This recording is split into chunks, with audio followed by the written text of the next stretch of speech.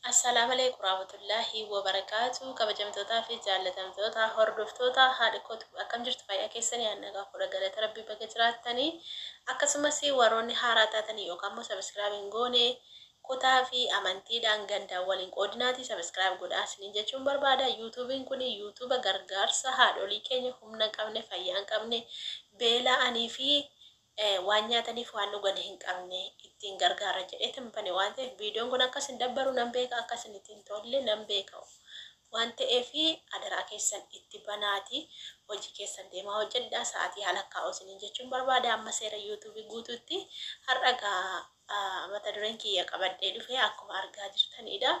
Akkasumas sararaan dubbachuu barbaada jechuudha. Maaliif namarraa dubbattaa viidiyoo mataa keetii hin hojjettu kan jettan yoo ta'e dhiifama yoo namarraa dubbatan malee dubbiin hin mi'ooftu.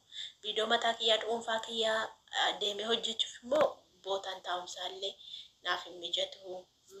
Akkasumas immoo yoo namni viidiyoo si waraabe yookaan immoo nama lama sadii taatee gaafa viidiyoo hojjettu viidiyoo bareedaa hojjettaa jechuudha. Kana biraan immoo ani mana madaamii keessa jira.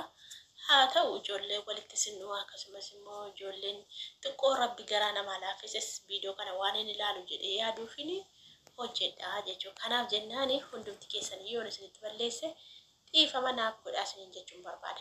Kan namarra haasa'u barbaadee miti. Ani kan koyyuu tuktukii fi gadhiisee tuktukii waraabee irra gadhiisuuf immoo asirra waan gargaarsaa waan ta'eef hin danda'amu jechuudha.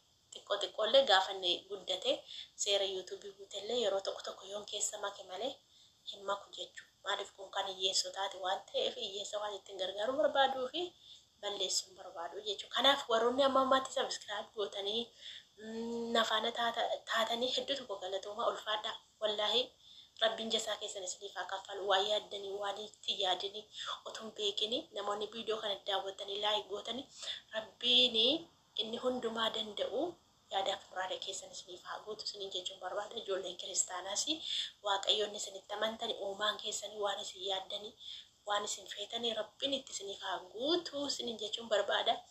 Gammachuu keessan malee gadda keessa rabbiin hin dhageessisiniin isiniin jechuun barbaada ulfaadha. Egaa ni gara mata duree kootti hin darba. Mata dureen kun maal jedha?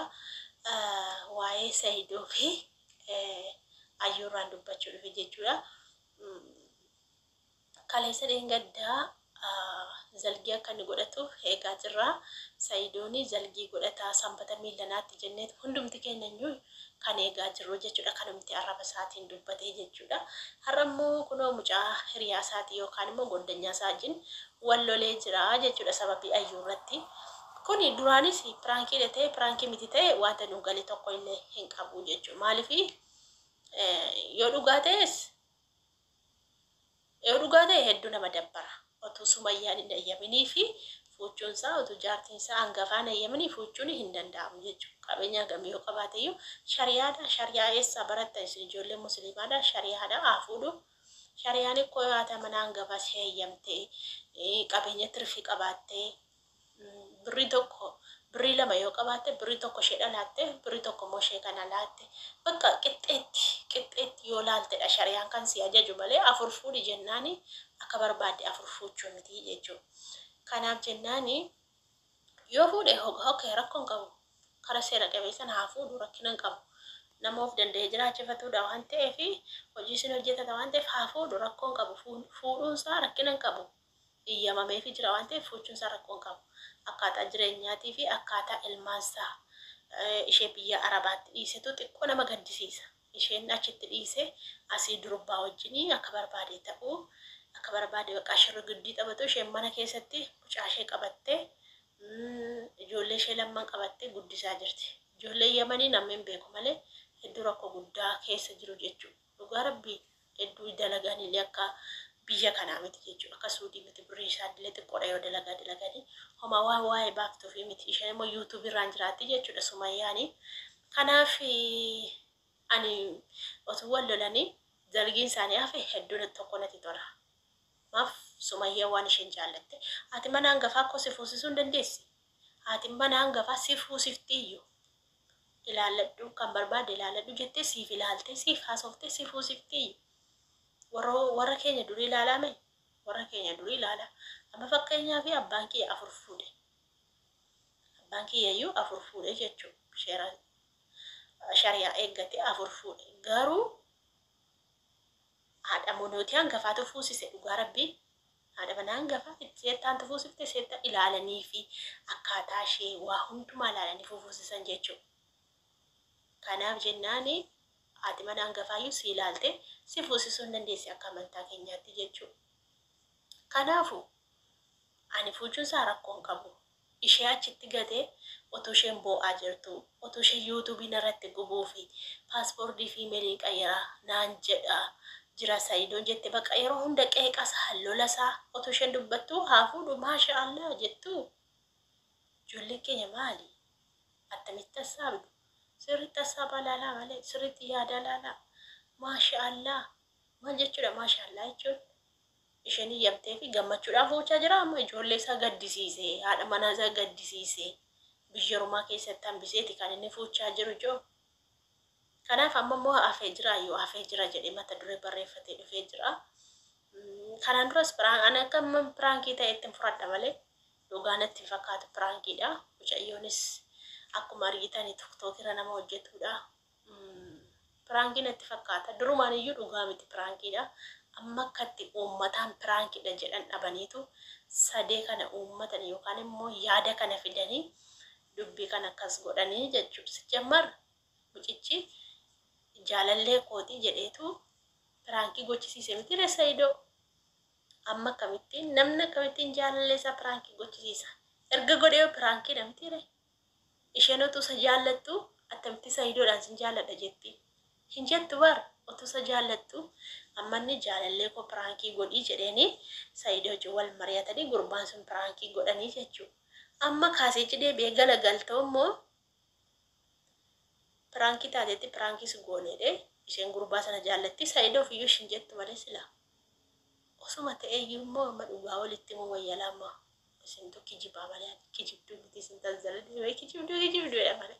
Otuma ta'eeyyuu amma ijumti keessan hin arga ijumti keessan argee murteessa. Sayidootu caalaa bareeda moo mucicha caalaa bareeda? Mee eenyuun filatti ayyuudhotuma ta'eeyyuu isinumti tilmaamaa laala. Shamarri bara siyaanaa maallaqan filattu. Fuula filatti. Fuula yookaan immoo baqa.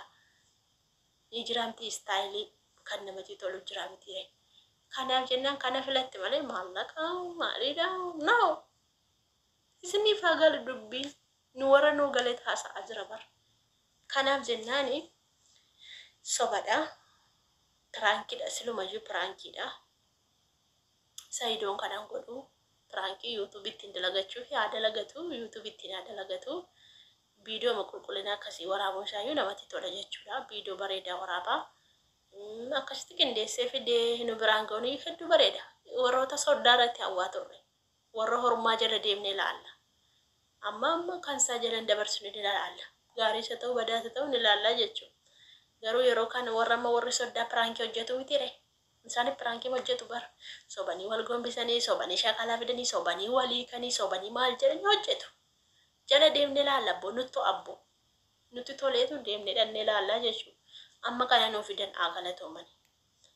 Dhugaa haa galatoomani bareeda ta'ee jira. Bareeda. Anaaf naa ta'ee jira. Isiniif ta'uu baatu anaaf naa ta'ee jira. Kanaafuu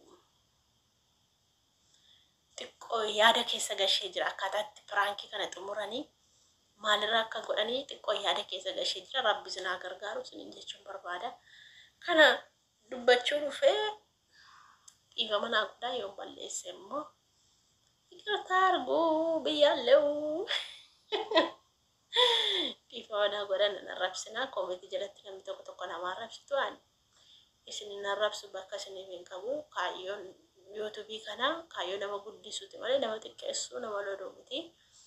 Waan sobaan dubbadhu waan hin argee fi waan hin dhageen dubbadha malee waan kijibaa tokkollee fidee ittiin dabalu jechuudha akkuma argitanii. Maaltu na sobsiise egaa? Waan dhugaarra dubbadhee abbaan fedha qabu naaf ilaala abbaan fedha qabu immoo adeessu dirqiidha. Akkas ijoollee keenya galatoomaa yoo balleesse dhiifama naa godhaa. Na gorsaa na qajeelchaa nan arrabsinaan ni jechuun barbaada. Bye.